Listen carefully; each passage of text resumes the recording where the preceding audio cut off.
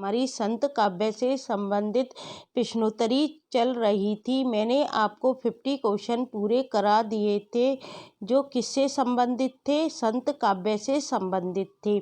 आज हम 51 क्वेश्चन से स्टार्ट कर रहे हैं। ये सारे क्वेश्चन भी मैं आपको संत काव्य से संबंधित करा रही हूँ। अभी संत काव्य से संबंधित इसके बाद एक और प्रश्नोत्तरी आएगी, फिर उसके बाद हम प्रेमाख्यानक काव्य प्रारंभ करेंगे। 51 क्वेश्चन है। देखो क्या है, निम्नलिखित काव्य पंक्ति किस रचनाकार की है। ये जो काव्य पंक्ति दे रखी है ये किस रचनाकार की है। प्रभु जी तुम दीपक हम बाती, जाकी ज्योति जरे दिन राती। ये किसने कहा था कि प्रभु जी तुम दीपक हम बाती, जाकी ज्योति जरे दिन राती।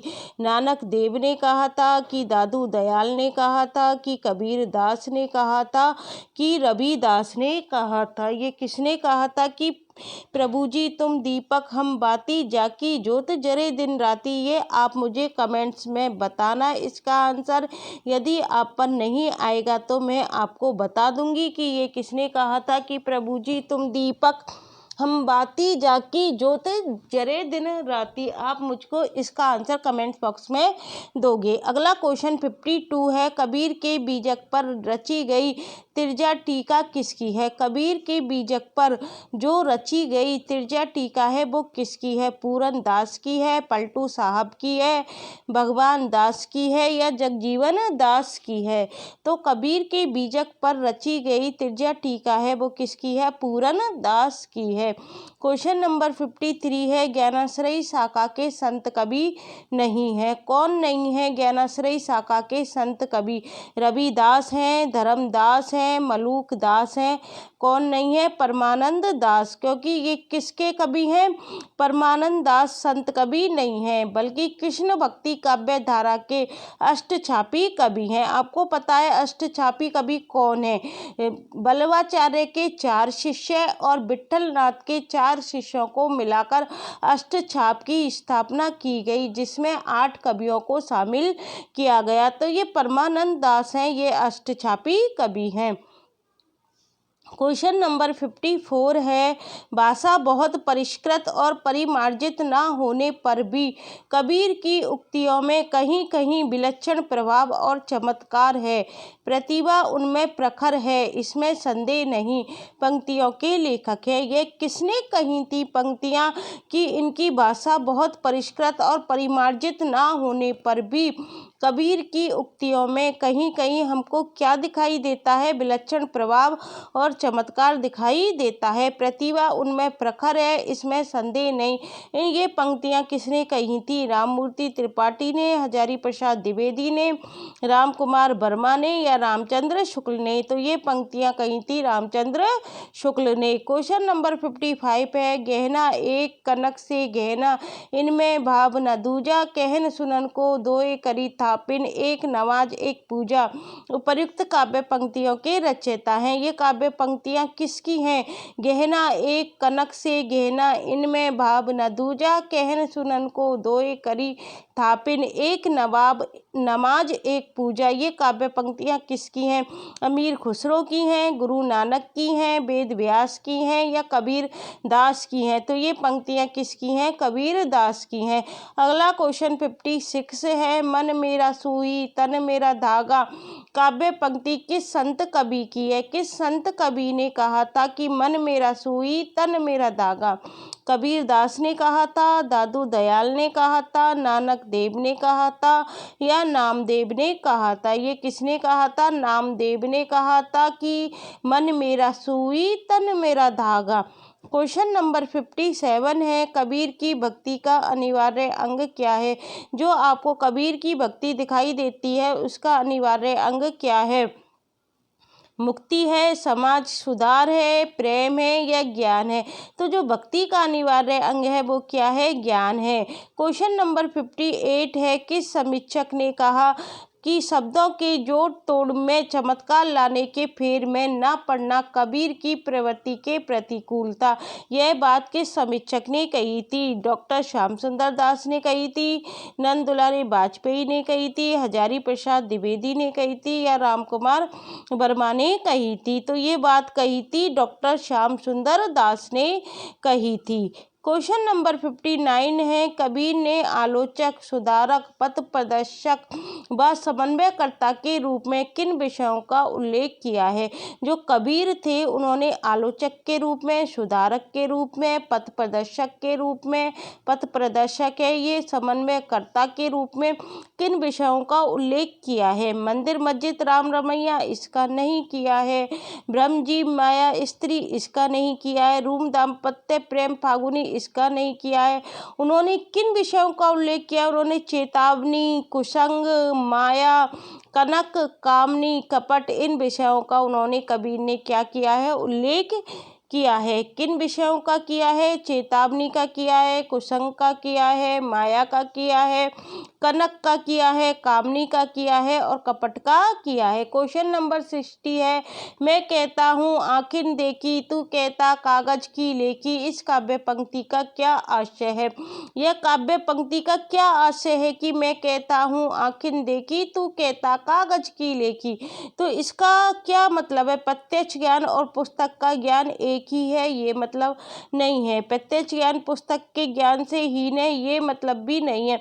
स्वयं अनुभव होता है वो शास्त्रीय ज्ञान से बड़ा है। इसका आंसर क्या हो जाएगा? स्वयं अनुभव होता है वो शास्त्रीय ज्ञान से क्या होता है? बड़ा होता है। क्वेश्चन नंबर 61 है, तात्विक दृष्टि से ना तो हम इन्हें कबीर को पूरे अद्वैतवादी कह सकते हैं और ना इन्हें एकेश्वरवादी कह सकते हैं। कबीर से संबंधित यह विचार किसका है? तो हजारी प्रसाद द्विवेदी का है, रामचंद्र शुक्ल का है, माता प्रसाद गुप्त का है या राम कुमार वर्मा का है? तो कबीर से संबंधित यह विचार किसका है? रामचंद्र शुक्ल का है।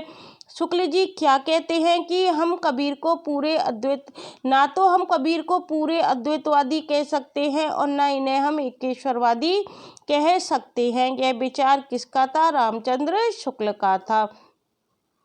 क्वेश्चन नंबर 62 है, रामचंद्र शुक्ल के अनुसार आदि गुरु ग्रंथ साहिब में रविदास के कितने पद संग्रहित हैं? रामचंद्र शुक्ल के अनुसार आदि ग्रंथ साहिब है उसमें रविदास अर्थात रैदास के कितने पद हमको दिखाई देते हैं? 35 दिखाई देते हैं, 30 दिखाई देते हैं, 45 दिखाई देते हैं या 40 दिखाई देते हैं? तो हमको रैदास के पद कितने दिखाई देते हैं? 40 दिखाई देते हैं। क्वेश्चन नंबर 63 है, कबीर का संबंध किस काव्य धारा से है? प्रेम मार्गी सूफी काव्य धारा? बिल्कुल नहीं है। इसका संबंध किससे है? जायसी से है। कृष्ण भक्ति धारा? इससे नहीं है। इसका संबंध किससे है? सूरदास से है। राम भक्ति धारा? बिल्कुल नहीं है। राम भक्ति धारा में कौन आते हैं? तुलसीदास आते हैं। तो इसका संबंध कबीर का किससे हो गया? ज्ञान मार्गी निर्गुण भक्ति धारा। तो कबीर का संबंध किस काव्य धारा से है? ज्ञान मार्गी निर्गुण भक्ति धारा से है। क्वेश्चन नंबर 64 है, तन नाम बुन नाम तजियो कबीर, राम नाम लिखी लियो शरीर, मुसी मुसी रोवे कबीर की माई, ए बारिक कैसे जीवे खुदाई? ये किसकी है कि तन नाम बुन नाम तजियो कबीर, राम नाम लिखी लियो शरीर, मुसी मुसी रोवे कबीर की माई, ए बारिक कैसे जीवे खुदाई? तो उक्त पंक्तियों में, काव्य पंक्तियों में ये जो मुशी मुशी है इसका क्या भावार्थ है? मुशी मुशी रोए कबीर की माई, इसका मतलब है मनी मन रोना। मुशी मुशी मतलब मनी मन रोना और शिशक शिशक कर रोना, ये दोनों इसके सही है। दहाड़ मारकर रोना ये नहीं होगा, किसी का गुण कथन करते हुए रोना ये भी नहीं होगा। मुशी मुशी रोए कबीर की माई का अर्थ है मन ही मन रोना या शिशक शिशक कर रोना। तो इसमें कौन सा सही हो जाएगा? 1 और 2 सही है। क्वेश्चन नंबर 65 है, देखो, माई ना होती बाप ना होते, कर्म ना होता काया, हम नहीं होते तुम नहीं होते, कौन कहाँ से आया, चांद ना होता सूर्य ना होता, पानी पवन मिलाया, शास्त्र न होता, वेद न होता, कर्म कहाँ से आया। उपर्युक्त काव्य पंक्तियाँ किस कवि की हैं। कबीरदास की है, मलूकदास की है, रैदास की है या नामदेव की है। तो ये किसकी है, नामदेव की। नामदेव जी क्या कहते हैं, माई न होती, बाप न होते, कर्म न होता, काया हम नहीं होते, तुम नहीं होते, कौन कहाँ से आया। चांद न होता, सूर्य न होता, पानी पवन मिलाया, शास्त्र न होता, वेद न होता, कर्म कहाँ से आया। तो किसने कही थी, ये नामदेव ने कही थी। क्वेश्चन नंबर 66 है, रविदास किसके गुरु थे। आपको पता है रविदास किसके गुरु थे, मीराबाई के थे। मलूकदास के नहीं थे, हरिदास के नहीं थे, लालदास के नहीं थे। किसके गुरु थे, मीराबाई के। रविदास मीराबाई के गुरु थे। इनके कितने पद गुरु ग्रंथ साहिब में संकलित है, 40 पद। ये क्वेश्चन पहले आ चुका है, जो मैंने आपको बता दिया था कि 40 पद गुरु ग्रंथ साहिब में संकलित हैं। रविदास का जन्म 1388 ईस्वी में कहाँ पर हुआ था, काशी में हुआ था। ये मैं आपको रैदास के बारे में थोड़ी सी जानकारी दे रही हूँ। रैदास का जन्म कब हुआ था, 1388 ईस्वी में काशी में हुआ था। इनके गुरु का नाम क्या था, रामानंद था। और रामानंद के शिष्य कौन थे, कबीरदास भी थे। ये जाति के कौन थे, चमार थे।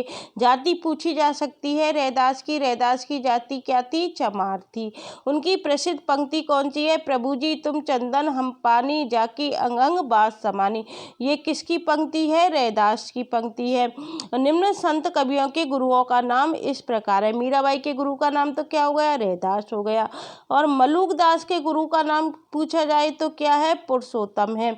ये जो मलूकदास है, इनके गुरु का नाम क्या है, पुरुषोत्तम है। लालदास के गुरु का क्या नाम है, गदन चिश्ती है। क्या नाम है, गदन चिश्ती है। और हरिदास के गुरु का नाम क्या है, प्रागदास है। क्वेश्चन नंबर 67 है, सदुक्कड़ी भाषा से आशय है। सदुक्कड़ी भाषा से आप क्या समझते हो, जिसमें अक्कड़पन की झलक हो, नहीं ये नहीं होगा। जिसमें कटुक्तियों का प्रयोग हो, ये भी नहीं होगा। जिसमें साधु संतों की गुप्त वस्तुओं के संकेत हो, ये भी नहीं होगा। जिसमें अनेक प्रांतीय भाषाओं बोलियों की शब्दों का मिश्रण हो, बिल्कुल सही है। जिसमें अनेक प्रांतीय भाषाओं बोलियों के शब्दों का मिश्रण हो, वो क्या कहलाती है, सदुक्कड़ी भाषा कहलाती है। क्वेश्चन नंबर 68 है, संत साधना का साहित्यिक रूप प्रारंभ हुआ। जो संत साधना थी उसका साहित्यिक रूप कहाँ से प्रारंभ हुआ, प्रयाग से हुआ, काशी से हुआ, उज्जैन से हुआ या पंढरपुर से हुआ। तो कहाँ से हुआ था, पंढरपुर से हुआ था। क्वेश्चन नंबर 69 है, निर्गुण संतों की काव्य सर्जना सर्वाधिक आधारित दिखती है। जो निर्गुण संत हैं उनकी काव्य सर्जना सर्वाधिक किस पर आधारित दिखती है, सूफियों की योग साधना पर नहीं दिखती। सर्वाधिक पूछा है तो सर्वाधिक किस पर पड़ती है, आदिकाल लोक गाथाओं पर, ये भी नहीं है। दक्षिण भारत के वीर सेवाओं की भांति भावना पर, ये भी नहीं है। सर्वाधिक किस पर आधारित है, नाथों की रचनाओं पर। निर्गुण संतों की काव्य सर्जना सर्वाधिक किस पर आधारित है, नाथों की रचनाओं पर। क्वेश्चन नंबर 69 है, तुम जिन जानो गीत है ये निज ब्रह्म विचार। किसने कहा है, ये किसने कहा था कि तुम जिन जानो गीत है ये निज ब्रह्म विचार। कबीरदास ने कहा था, रविदास ने कहा था, तुलसीदास ने कहा था या सूरदास ने कहा था। तो ये किसने कहा था, कबीरदास ने कहा था। कबीरदास क्या कहते हैं, तुम जिन जानो गीत है ये निज ब्रह्म विचार। ये किसने कहा था, कबीरदास ने कहा था। क्वेश्चन नंबर 70 है, भाषा बहुत परिष्कृत और परिमार्जित न होने पर भी कबीर की उक्तियों में कहीं कहीं विलक्षण प्रभाव और चमत्कार है। प्रतिभा उनमें प्रखरती, इसमें संदेह नहीं। पंक्तियों के लेखक कौन है। ये क्वेश्चन शायद पहले भी आ चुका है कि भाषा बहुत परिष्कृत और परिमार्जित ना होने पर भी कबीर की उक्तियों में हमको क्या दिखाई देता है, विलक्षण प्रभाव और चमत्कार दिखाई देता है। प्रतिभा क्या थी उनमें, प्रखरती, इसमें संदेह नहीं। तो इसके लेखक कौन है, रामचंद्र शुक्ल है, राम कुमार वर्मा नहीं है, राममूर्ति त्रिपाठी नहीं है, हजारी प्रसाद द्विवेदी नहीं है। कौन है, शुक्ल जी हैं। शुक्ल जी के कथन पेपर में बहुत पूछे जाते हैं, इसलिए शुक्ल जी के कथन आपको पूरे याद करने हैं। और मैं अलग से वीडियो भी बनाऊंगी जब मुझको टाइम मिलेगा। शुक्ल जी का जो इतिहास है उसका पूरे आदिकाल के कथन, फिर भक्ति काल के कथन, फिर रीति काल के और आधुनिक काल के, ये मैटर भी मैं आपको अपनी चैनल पर जरूर प्रोवाइड कराऊंगी। क्वेश्चन नंबर 71 है, सिकंदर लोदी ने किसके कहने पर कबीरदास को जंजीर से बांधकर गंगा में डुबोया था। सिकंदर लोदी थे, उन्होंने किसके कहने पर कबीर दास को जंजीर से बांधकर गंगा में डुबोया था? वो किसके कहने पर डुबोया था? गुलाम हुसैन के कहने पर, मोहम्मद शाह के कहने पर या शेख तकी के कहने पर? उन्होंने शेख तकी के कहने पर कबीर दास को जंजीर से बांधकर गंगा में डुबोया था। क्वेश्चन नंबर 72 है, निम्न पंक्तियों में संत काव्य की विशेषता नहीं है, उस पंक्ति को छांटिए जिसमें कि हमको संत काव्य की विशेषता दिखाई नहीं देती है। जाति पाति का विरोध किया था संतों ने, गुरु का महत्व प्रतिपादन संतों ने किया था, बाह्य आडंबरों का खंडन संतों ने किया था। हमसे पूछा जा रहा है संत काव्य की विशेषता नहीं है, तो कौन सी नहीं है? सगुण ईश्वर की उपासना। सगुण ईश्वर की उपासना किसने की थी? सगुण काव्य के भक्तों ने की थी। और ये कबीरदास किस में आते हैं? संत काव्य में आते हैं। और संत काव्य में सगुण ईश्वर की उपासना नहीं की गई। किस ईश्वर की उपासना की गई है? निर्गुण ईश्वर की उपासना की गई है। क्वेश्चन नंबर 73 है, कबीर किस शासक के समकालीन थे? जो कबीर थे वो किस शासक के समकालीन थे? हुमायूं के थे, अकबर के थे, सिकंदर लोदी के थे या बहादुर शाह जफर के थे? तो कबीर दास थे वो सिकंदर लोदी के समकालीन थे। क्वेश्चन नंबर 74 है, निम्न में से कौन रामानंद की शिष्य परंपरा में नहीं है? कौन है जो रामानंद की शिष्य परंपरा में नहीं है? कबीर दास है, नरहरि दास है, रविदास है, मल्लूक दास है। रामानंद की शिष्य परंपरा में देखो कबीर दास भी आते हैं, नरहरि दास भी आते हैं, रविदास भी आते हैं। कौन नहीं आते? मल्लूक दास नहीं आते। इसका आंसर क्या हो जाएगा? मल्लूक दास हो जाएगा। तो आज गाइस मैंने आपको क्वेश्चन नंबर 51 से लेकर 71 तक के क्वेश्चन कराए हैं। आगे एक वीडियो और आएगी इसकी, तब जाकर हमारा संत काव्य से संबंधित प्रश्नोत्तरी खत्म होगी। यदि आपको ये वीडियो अच्छी लगती है तो इसे और अन्य छात्रों के लिए शेयर करना मत भूलना। Thank you guys.